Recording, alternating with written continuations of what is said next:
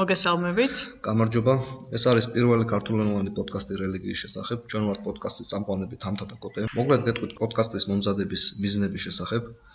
ამ პოდკასტის მომზადება გადავწყვეტეთ პირველ რიგში, იმიტომ ჩვენ მოგწონს ამის კეთება. ჩვენ ვართ ადამიანები, რომლებსაც გვაინტერესებს რელიგიასთან დაკავშირებული თემატიკა და გვინდა ვიპოვოთ ასევე სხვა ადამიანები, რომლებიც დაინტერესებული არიან მსგავსი თემებით. პოდკასტის მიმდინარეობისას გვეყოლება სხვადასხვა თანაწამყვანები, კომპეტენტური სტუმრები, რომლებიც ისაუბრებენ კონკრეტული გადაცემისთვის შერჩეულ თემაზე. ასევე გვინდა, რომ ჩვენი პოდკასტი იყოს ინტერაქციული. ან გულისხმობთ თქვენს ჩართულობასაც, მოგწეროთ, აგვიკომენტაროთ თქვენი მოსაზრებები, ასევე შენიშვნები და რაც მთავარია, იდეები მომავალი გადაცემის შინაარსთან დაკავშირებით, რასაც აუცილებლად გავითვალისწინებთ მომზადების პროცესში. რაც შეეხება პირველი გადაცემის თემას, ბევრი ვიკითხეთ, რა შეგვეჩია პირველი პოდკასტისთვის, თუმცა საბოლოოდ გადავწყვეტეთ აგვეღო ზოგადი თემა, რელიგიის ფენომენი და მისი ფუნქცია სამყაროში. დავიწყებთ ზოგადად რელიგიის წარმოშობიდან, ვიდრე თანამედროვე პოსტმოდერნულ საზოგადოებამდე და განვიხილავთ, რატომ არის, ან რატომ იყო წარსულში რელიგია მნიშვნელოვანი კაცობრიობის ცხოვრებაში. მიუხედავად იმისა, რომ ბევრი საყოველთაოდ აღიარებული მეცნიერი, მაგალითისთვის ისეთები როგორც არიან ოგიუსტ კონტი, თუნდაც ან კარლ მარქსი და მრავალი სხვა, ასევე წინასწარმეტყველებდა რელიგიის ფენომენის გაქრობას და მის ჩანაცვლებას სხვა ინსტიტუციების მიერ. თუმცა თანამედროვე საზოგადოებაში ჩვენ შეგვიძლია ვთქვათ, რომ მათი ეს წინასწარმეტყველება არ ახდა. და მაინც, რატომ არის რელიგია კვლავ მნიშვნელოვანი ფაქტორი კაცობრიობის ცხოვრებაში? თუნდაც იმიტომ, რომ ადამიანს ყოველთვის აწუხებს მუდმივი კითხვები, რომელსაც ყველაზე კარგად რელიგია პასუხობს მიუხედავად არსებული მეცნიერებისა თუ ტექნოლოგიური პროგრესებისა.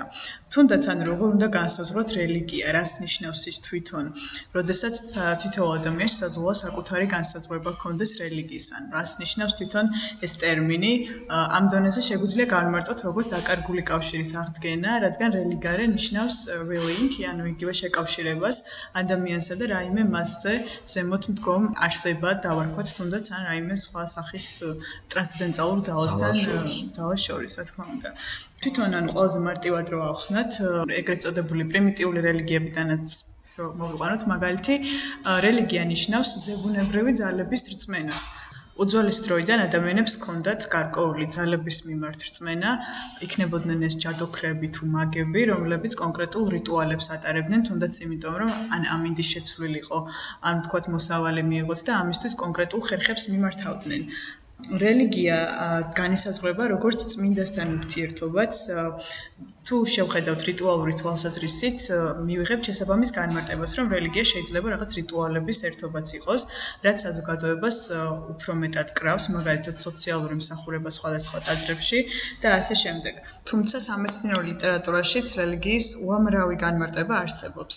მაგრამ რა თქმა უნდა, რელიგიის განმარტების საკითხი გაცილებით უფრო სერიოზულია და მნიშვნელოვანიც არის ადამიანის ცხოვრებისთვის, გამომდინარე იქიდან, რომ რელიგია, როგორც აღნიშნა, ადამიანის იმ მარადიულ კითხვებს მიემართება, რაც ადამიანს მუდამ აწუხებდა და მიუხედავად იმისა, რომ სხვადასხვა მეცნიერული თეორიები, როგორც იყო ევოლუციონიზმი, ან თუნდაც მარქსიზმი, ადამიანის ცხოვრების მოწყობის თავის სურათს თავაზობდა, ადამიანის ყოველთვის რჩებოდა ნაკლოვანების განცდა.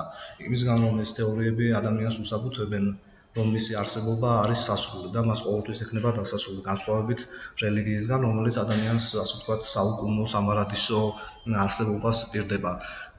მას შემდეგ, რაც გაბათილდა თეორია იმის შესახებ, რომ დედამიწა არის, ასე ვთქვათ, ჩვენი კოსმოსური სამყაროს ცენტრი და ყველაფერი მის ირგვლივ ბრუნავს, მას შემდეგ შეგვიძლია ჩავთვალოთ, რომ რელიგია არის ყველაზე ანდროცენტრისტული მოვლენა თანამედროვე სამყაროში, რადგან ის ადამიანს, ასე ვთქვათ, სამყაროს ცენტრში აყენებს და აძლევს იმის გარანტიას, რომ ის განსხვავებულია აბსოლუტურად სხვა ცოცხალი ორგანიზმებისგან. თვითონ რელიგიის დაშვებით ვიღებთ სისტემას, სადაც არსებობს ღმერთი.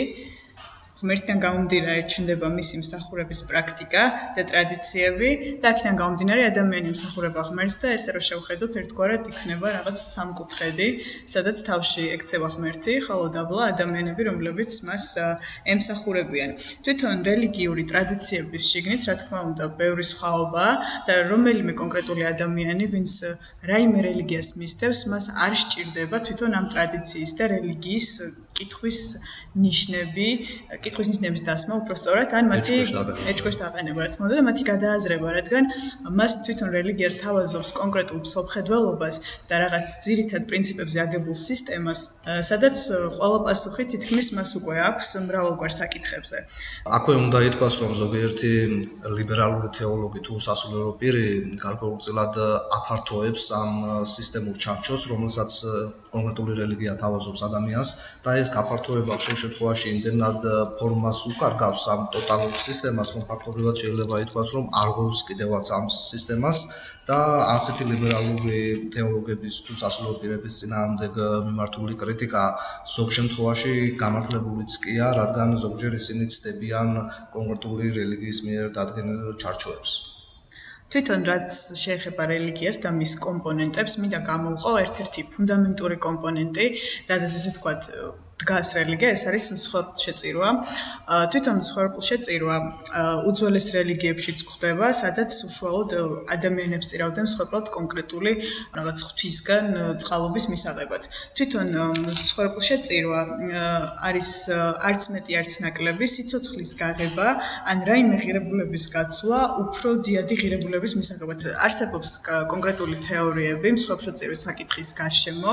ერთ-ერთი ასეთი თეორია უკავშირდება მტრობის შემცირებას ღმერთსა და ადამიანს შორის და ადამიანი იმიტომ მიდის ამ ნაბიჯზე, რომ საკუთარი ცოდვების ჩადენის დათბობის მიზნით ცდილობს ღმერთს საჩუქრად შესთავაზოს სხვისიან თავის სიცოცხლე, რათა მისგან მიიღოს გამოისყიდოს ცოდვა. ასევე ღმერთისგან ამ საჩუქრის მიღება, რაც გამოიხატება თვითონ ამ სიკვდილის აქტში, ესე რომ დავარქვათ, ნიშნავს ღმერთისგან ეგრეთ წოდებულ დაბროს მიღებას, ესე გავრცელებულად რომ ვთქვათ, ანუ ღმერთისგან მიღებას ამ საჩუქრის. მსხვერპლშეწირვის დეტალი მნიშვნელოვანია იმ თვალსაზრისითაც, რომ ის ახდენს რელიგიური თემის შეკვრას და მისი იდენტობის გაძლიერებას. ჩვენ ვისაუბრეთ რელიგიის განმარტების სხვადასხვა გზებზე, თუ რას ნიშნავს რელიგია და ვახსენეთ, რომ მნიშვნელოვანი ერთ-ერთი მიზეზი არის ტრანსცენდენტული ძალების რწმენა, თუმცა ჩვენ ვერ ვიტყვით, რომ სალსახა ტრანსცენდენტული ძალების რწმენა ნიშნავს ადამიანის რელიგიურობას. გამომდინარე იქედან, რომ არსებობენ ადამიანები ან არსებობდნენ წარსულში, რომლებსაც ჯერათ სხვადასხვა ზებუნებრივი ძალების თუ ზებუნებრივი ძალების მატარებელი არსებობის როგორც არის მაგალითად ფერიები თუ ჭინკები, მაგრამ ჩვენი ადამიანებს, რომლებიც ამგვარ კატეგორიების ჯერათ, ვერ ჩავთვლით სასახად რელიგიურ ადამიანებად. ასევე შეიძლება იყოს ადამიანი რაიმე ისეთი სოციალური პრაქტიკის მიმდევარი, რაც გარეგნულად დაკვირვებისთვის შეიძლება გავაიგივოთ რელიგიურ რიტუალთან, მაგალითად რომელიმე სპორტული სახეობის გუნდის კომაგები, რომელიც კონკრეტულ რიტუალს ატარებენ, რა რიტუალის და რა ქმედებას მათთვის შეიძლება ითქვას, რომ საკრალური მნიშვნელობის არის, მაგრამ მიუხედავად ამისა, ჩვენ მათ რელიგიურ ხარისხში ვერ ავიყვანთ. იქედან გამომდინარე, ადამიანი შეიძლება პირობითად ვთქვათ, ერთ კონკრეტულ გუნდს უშემატკივრებდეს ერთ შემთხვევაში, მაგრამ რაიმე კონკრეტულ სიტუაციაში ან გამონაკლისის სახით რომელიმე დროს სხვა გუნდის ან სხვა ფეხბურთელის გატანილი გუნდი აღნიშნოს მასე თუ ასე ვთქვათ, ისევე ემოციურად, როგორც საყვარელი გუნდისა. მსხვერპლშეწირვის დეტალი ზუსტად ამას აკეთებს, ამის დანიშნულება სწორედ ეს არის, რომ ადამიანების შეკრას და მათ მიანიჭოს ერთიანობის განცდა, რომ ისინი ეკუთვნიან ამ რელიგიას და ამ მსხვერპლშეწირვით მათი, ასე ვთქვათ, ერთგულების და მიკუთვნებულობის დადასტურება ხდება. ფაქტია, რომ რელიგიები უძველესი დროიდან არსებობს და დღემდე აქტიურად განაგრძობენ ცხოვრებას. თვითონ შესაძლოა ადამიანი არც აღიარებდეს, რომ ის კონკრეტული რელიგიის მიმდევარი იყოს, ან თუნდაც ჰქონდეს ინდივიდუალური რელიგიურობა, მაგრამ რელიგიის ფესობი იმდენად ღრმა და იმდენად მრავალშრეზე არის გავრცელებული, რომ ადამიანი ზოგჯერ არაცნობიერადაც კი იღებს გადაწყვეტილებებს ამ ნიადაგიდან გამომდინარე. იქნება ეს პირადი ცხოვრების თუ სხვადასხვა საზოგადოებრივი აქტივობა, ყოველთვის ამის უკან რაღაც მიზეზები იმალება, რაც ერთ-ერთი საბაბი შეიძლება იყოს რელიგია, ან მის უკან დამალული კონკრეტული მიზეზები. ამის მიზეზი სწორედ ის არის, რომ ის არ არსებობს, თვითონ რელიგია იზოლირებულად არ არსებობს. კი, და გარდა ამისა, რელიგია ფაქტობრივად მისი წარმოშობის პერიოდიდანვე მუდმივად იცვლება დროსთან და სივრცესთან ერთად. ეს არის უწყვეტი პროცესი, რომელიც დღესაც მიმდინარეობს. შეგვიძლია რამდენიმე კონკრეტული მაგალითიც მოვიყვანოთ სხვადასხვა რელიგიური პერსპექტივიდან, იგივე მომობის საკითხი, რომელიც დღესდღეობით ყველა რელიგიის მიერ განიხილება როგორც დაუშვებელი და მიუღებელი მოვლენა, მაგრამ ხვდებით იგივე მოციქულთა წერილებშიც მონობასთან დაკავშირებით ჩანაწერებს, რომელიც ერთგვარად ამართლებს ყოველ შემთხვევაში შეგუებად, ბოროტებად აცხადებს მონობას. ეს დაკავშირებული იყო არა ვთქვათ მონობის როგორც სიკეთის საქმესთან, არამედ იმ სოციალურ კონტექსტთან, რომელიც იმ კონკრეტულ პერიოდში არსებობდა, რაც რელიგიურ პირებს საშუალებას აძლევდა სხვანაირად გაეაზრებინათ ეს პროცესი, რის საშუალებას უკვე 21 საუკუნეში არ არსებობს. ასევე თანამედროვე მაგალითისთვის შეიძლება ითქვას რამადანის აღნიშვნის წესიც, რომელიც ნორდიკულ ქვეყნებში მაგალითად სხვა სპეციფიკით ხასიათდება, იქიდან გამომდინარე, რომ დღე გაცილებით ხანმოკლეა ვიდრე პირობითად ვთქვათ საუდის არაბეთში, აქედან გამომდინარე მუსლიმებს გარკვეული პრობლემები ექმნება რამადანის სრულყოფილად დაცვასთან დაკავშირებით სკანდინავიის ქვეყნებში. თანამედროვე პარადიგმასთან და თანამედროვე რელიგიის თეოლოგიურ ცვლილებებთან დაკავშირებით შეიძლება ვახსენოთ ასევე ძირითადად ქრისტიანულ მიმდინარეობებში ფემინისტური და queer თეოლოგიის დისკუსები, რომელიც ქალთა მოძრაობისთან და ასევე სხვადასხვა სექსუალური უმცირესობების უფლებებისთვის ბრძოლის კონტექსტში წარმოიშვა, რომელიც ფაქტობრივად შეიძლება ითქვას, რომ გაუგებარი თუ არა მიუღებელი იქნებოდა სხვა ეპოქის ადამიანისთვის, რაც და ამ თეოლოგიას ასე ვთქვათ 21 საუკუნის ბეჭედი ასის. ან მაგალითისთვის ასევე შეგვიძლია დავამატოთ ლათინურ ამერიკაში გავრცელებული ეგრეთ წოდებული theology of the poor, ანუ ღარიბების თეოლოგია, ანუ liberation თეოლოგია, რომელიც უშუალოდ ესე რომ ვთქვათ დაბალი სოციალური კლასის ინტერესებზეა მორგებული. შეიძლება ითქვას, რომ მემარცხენე მოძრაობა, რომელიც გავრცელებულია უფრო მეტწილად როგორც ვახსენეთ სამხრეთ ამერიკაში. აქედან გამომდინარე, შეგვიძლია შევაჯამოთ, რომ თვითონ რელიგია და კულტურა არ არსებობენ ერთმანეთის გარეშე. ანუ ეს ორი რაღაც შეუქცევადი პროცესია, მოსმევად ერთმანეთზე ზეგავლენას. ანუ როგორც რელიგია არ არსებობს კულტურის გარეშე, ისე ვთქვათ კულტურას ვერ განვიხილავთ რელიგიის და მისი მახასიათებელი თვისებების გარეშე. ჩვენ გინდა ასე გესაუბროთ რელიგიის განზომილებებზე.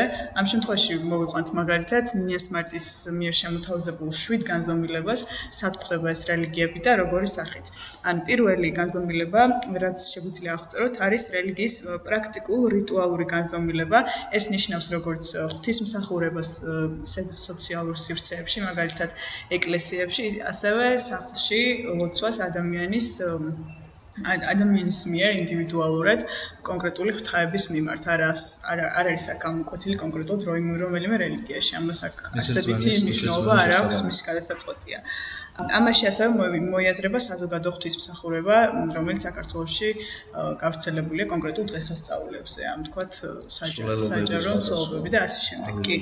ასევე შეიძლება მეორე განზომილებად ჩავთვალოთ ემპირიულ ემოციური კატეგორია, სადაც ადამიანი უშუალოდ მაგალითად რაიმე პრაქტიკულ რიტუალს ახორციელებს, როგორც შეიძლება იყოს მაგალითად მედიტაცია, ან თუნდაც უკვე აღნიშნული ლოცვა, რომელსაც აქვს ადამიანისთვის ემოციური მნიშვნელობა და მას არ სჭირდება რაიმე კონკრეტული სოციალური ინსტიტუტი ამ პრაქტიკის განსახორციელებლად და ეს ყველაფერი თვითონ ადამიანშივე ხდება და მის სულიერ სამყაროში, ასე ვთქვათ.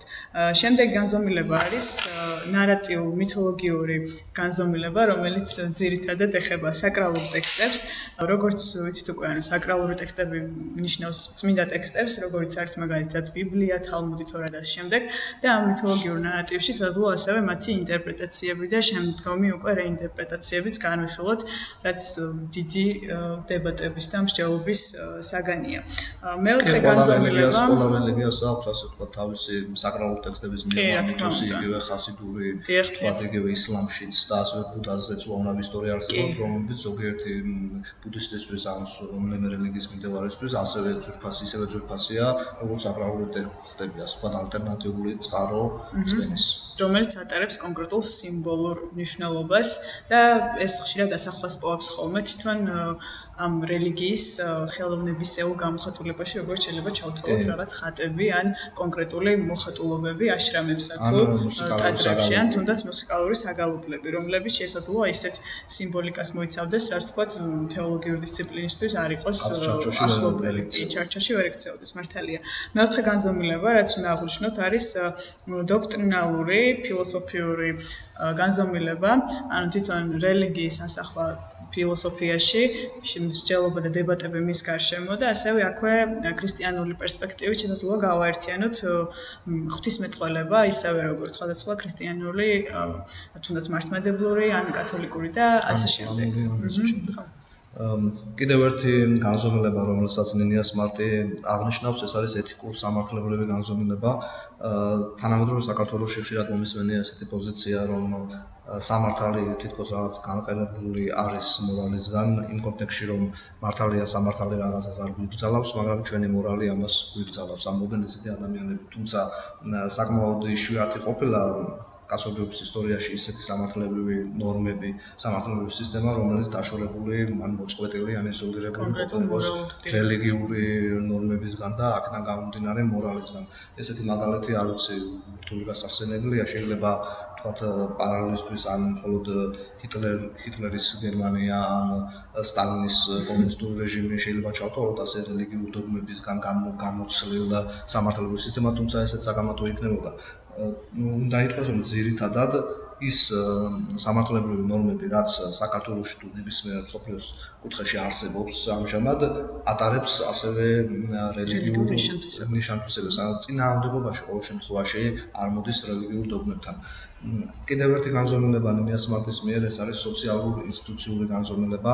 ბუნებრივია რელიგია თავისი განვითარების პროცესში იცვლება იმ მხრივაც, რომ შეიძლება ის თავიდან იყოს გარკვეულად მცირე მასშტაბიანი, ან ინდივიდუალური, ან ერთი ოჯახის, ან ერთი კონკრეტული სოფლის წიაღში წარმოშობილი, თუმცა რაოდენობრივ დასთან ერთად პრაგმატული მიზნებიდან გამომდინარე ამას სჭირდება გარკვეული მოწესრიგება, იერარქია, რომელსაც ადამიანებს ექნებათ კონკრეტული ფუნქციები, რომ რელიგიურმა თემმა შეძლოს რელიგიური რიტუალების, რელიგიური პროცესების წამართვა.